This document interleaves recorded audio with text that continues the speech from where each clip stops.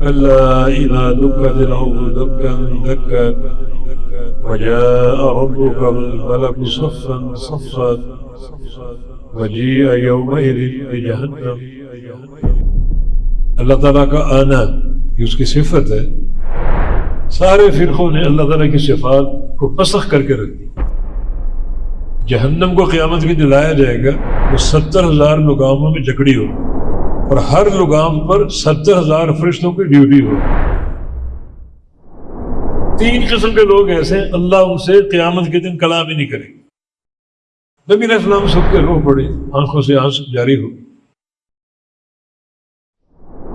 اس عدالت کی ہیبت، انبیاء اس عدالت کا سامنا کرنے سے ڈر رہے کہ ہمارا رب آج غصے میں ہے.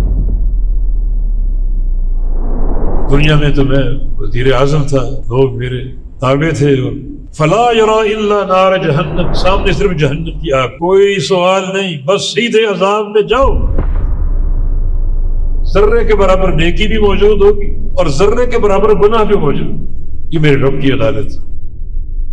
قدم قدم پر درگاہیں، قبے، آستانے، مزار، چادریں چڑھائی جا رہی ہیں، دیے جلائے جا رہے ہیں، سجدے کیے جا رہے ہیں، طواف کیے جا رہے ہیں. اکثریت اس گمراہی میں مبتلا ہے. پہلے سوال سے بڑے بڑے بت گر جائیں گے، کس کی عبادت کرتے؟ رسول قول لا الہ الا اللہ کہا، کلمہ پڑھ لو، توحید مانی تم نے. رسول نے نمازیں پڑھ کر دکھائیں، رسول کے طریقے سے پڑھی کہ باپ دادا کے طریقے کو فالو کرتے. جب بندہ اللہ کے سامنے کھڑا ہوگا، اس کے قدم اللہ کی عدالت سے ایک بال کے برابر ہل نہیں سکیں گے جب تک اللہ تعالیٰ کے 5 سوالوں کا جواب نہ دے.